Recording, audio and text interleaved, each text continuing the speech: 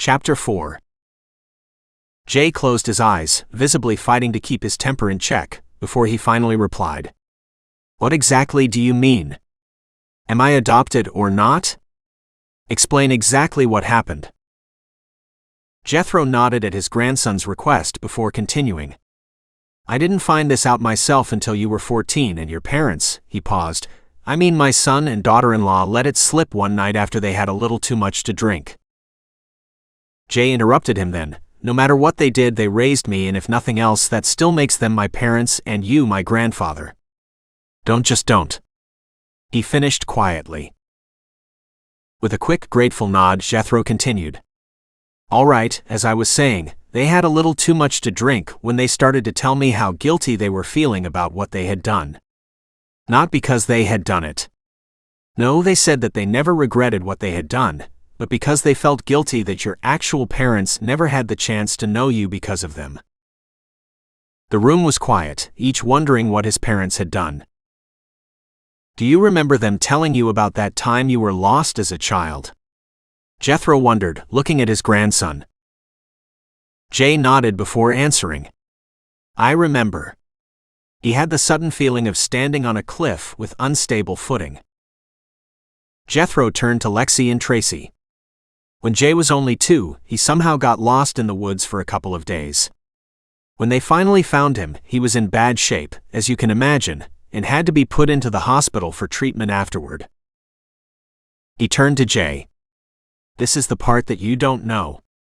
The injuries you suffered back then, they were third-degree burns and covered much of your body. After investigating, they learned that there was only one report of a fire anywhere close to the area where you were found at the time. It was a house that had burned down several miles away. There weren't even any reports of a campfire in the vicinity." Jay's grandfather raised the glass of scotch to his lips and took a gulp.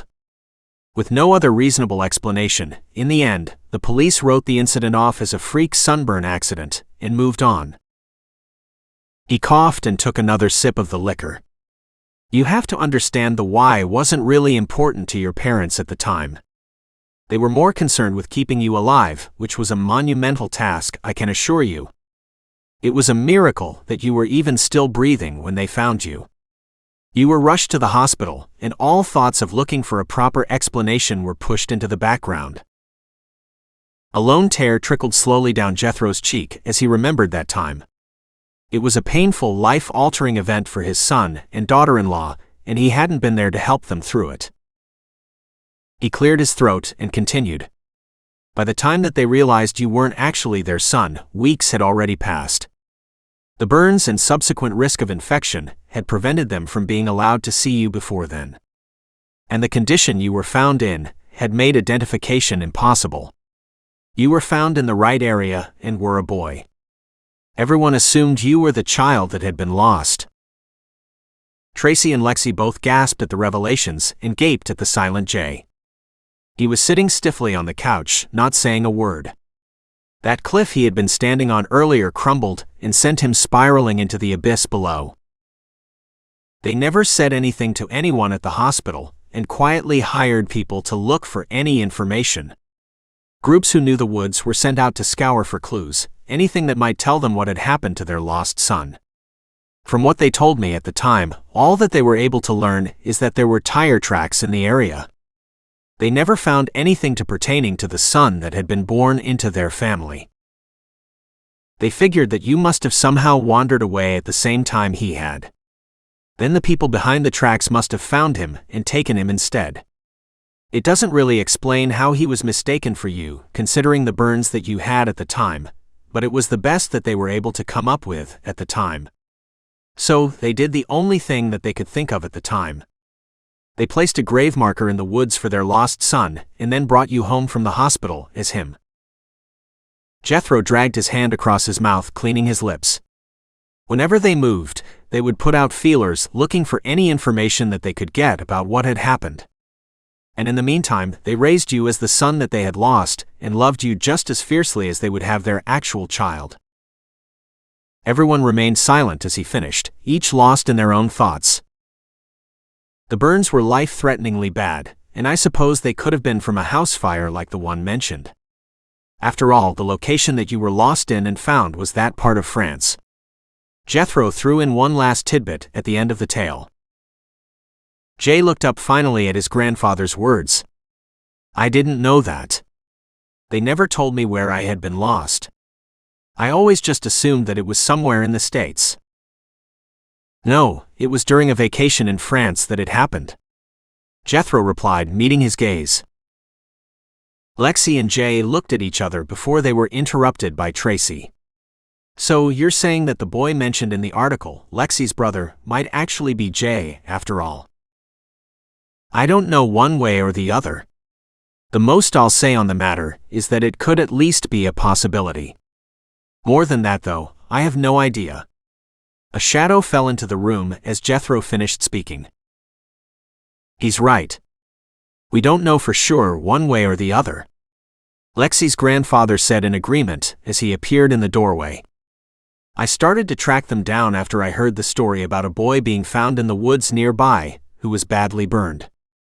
Those woods were near the house in France, and with the timing, I was always convinced that he was actually the boy listed in the article. Tracy jumped to her feet. Dad, are you all right? How are you feeling? You weren't asleep for very long. Her father looked at her warmly, a smile tugging at the corners of his lips. Of course I'm all right. You think a little dementia is enough to keep me down? He asked gruffly, his weak voice fooling absolutely no one. Tracy grabbed his arm and guided him to an open spot to sit down. I apologize if I scared you at all earlier, Jay. I was excited that I had finally found you, and it seems that in my excitement, I'd forgotten to take my medication the last couple of days. Allow me to formally introduce myself. My name is Alex Thomas. I'm Alexis's grandfather, and I believe yours as well. Jethro stood as Alex sat down. Wait, you said that you were tracking them? I did, Alex replied, unsure where this was going. Jethro threw back his head and laughed. You have got to be kidding me. I always thought they had gone slightly crazy because of the guilt. He looked at Jay. Part of the reason you were always moving around was that they felt like they were being followed. Now I'm really wondering why they never said anything about Lexie always showing up like that. I had no idea they felt like that. Jay looked down at his hands. Though I guess I couldn't have since they never told me anyway. Lexie rested her hand on Jay's as Jethro sat across from them, comforting him with her presence. Wait, Grandpa, how did you even recognize Jay as the boy from the story? Is he the reason we moved here? Alex grinned and nodded. I have my ways, and the internet has helped me a few times in the past as well. Getting a photo of him was relatively easy once I learned how to use the blasted thing. Anything more complicated than that was pretty much impossible for me, though. His grin faded. Then my mind started to go, and it was all I could do to just get his last known address. That's why I was out this morning. I wanted to go to their house and hopefully end this search once and for all. Tracy pulled out her cell phone during the brief lull that resulted from her father speaking. What does everyone like on their pizza? We might as well have dinner now that Dad has joined us. Tracy placed the order, and everyone made small talk while they waited for the food to arrive. After dinner, each person was lost in their respective thoughts. There had been more than one sensitive and personal issue coming to light in an incredibly short amount of time. All right, look, Jethro clapped his hands to get everyone's attention while leaning back in his chair. I don't think any of us are really in the mood to keep talking about any of this right now. Why don't Jay and I head home for the night? We can come back in the morning after breakfast or something. Then we can take all the time we need talking over everything tomorrow. I think that sounds like a good idea, Tracy said, looking at Jay and Lexie. I think we all need some time to digest what we learned here today. Lexie pulled Jay to the side as they were preparing to leave. He had been oddly distant from her during dinner. She thought she knew what the problem was, it was rather obvious really, but couldn't be certain. The knowledge of him being found in the woods, and not related to the family that had loved and raised him. combined with the news that they might be related, had undoubtedly shaken him as much as it had her. They had a history together that they couldn't just ignore. There was something between them that, even if it had started when they were kids, meant something to them both. "Jay, how are you doing with all of this?" Her hand rested on his bicep as she asked. In all honesty, he didn't think that there was a good way to answer that question. More than that, if he told her how he really felt about the news, it could only be taken the wrong way without an in-depth explanation. They were leaving for the night and didn't have the time such an answer required. "I don't know. It's not what I expected, that's for sure. If it is true though, then at least we don't have to worry about being separated again," he answered, choosing the lesser of the two evils as he saw them. Lexie's face fell at his words. "I know, at least there's that," she replied with downcast eyes. He took her hand from his arm and squeezed it gently before turning to leave. "We'll talk more tomorrow. We have a lot to discuss and more that we never had the chance to go over today. Get a good night's sleep. I have a feeling it will be a long day tomorrow." With those parting words, Jay said goodnight to Tracy, Alex, and Lexie before he walked out the door and into the cool evening air. His grandfather was waiting beside his trusty truck and tossed Jay the keys so that he could drive them back home. The cab of the truck was silent as Jay drove through quiet suburban streets. Neither willing to break the silence and discuss the life-altering sized bombs that had been dropped that night. That could wait until they were in the privacy of their own home. For now they would just enjoy the peace and quiet before it was shattered. Jay steered the truck into the driveway and sat there. Neither moved to exit the truck, and Jay made no move to turn the engine off. They both just stared out of their respective windows, neither wanting to be the first to make a move. With an irritated sigh, Jay turned the key to the off position and opened his door. What they were about to talk about had been put off for far too long already. Years too long, in fact. If what his grandfather had said was true, they should have told him a long time ago.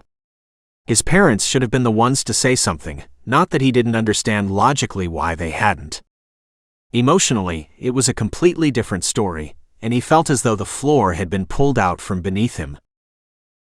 They had barely stepped into the house, the door still closing behind his grandfather, when he threw down the proverbial gauntlet. "Tell me everything that you know," he roared out, unable to contain himself any longer. "I want every single detail that you know, word for word. What they told you, and everything that you discovered on your own since." Jay stopped, his fist clenching tightly in restrained anger. "I know you would never have just let it go, so you must have been looking into it yourself as well." Jethro's feet shuffled back for half a step in the face of his grandson's anger, despite knowing the boy would never hit him. He sighed and held up his hand and moving into the kitchen to grab a glass of water. Jay followed him and waited for him to take a few swallows before nudging a chair in his direction, barely refraining from kicking the suddenly offensive piece of furniture across the room. His grandpa grabbed the chair, pulling it closer to him and at the same time farther away from Jay's tapping foot. Afraid that he would still kick the chair with him in it this time. Jethro knew that he had been putting this discussion off for far too long already. But a part of him, a part that was growing larger by the second, was scared at how his grandson would react. He loved his grandson and didn't want anything to come between them.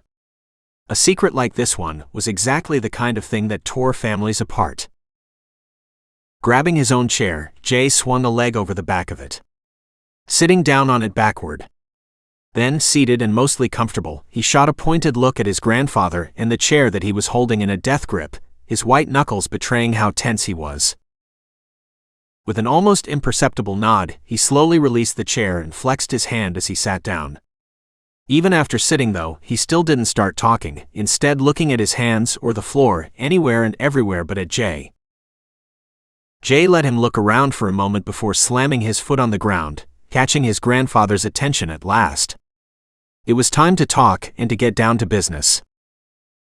Secrets needed to be told right now before they could do any more damage. Emotions needed to be freed, and the only way that was going to happen was if they talked.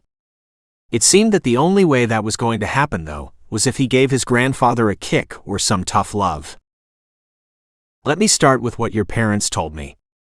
Jethro began at last,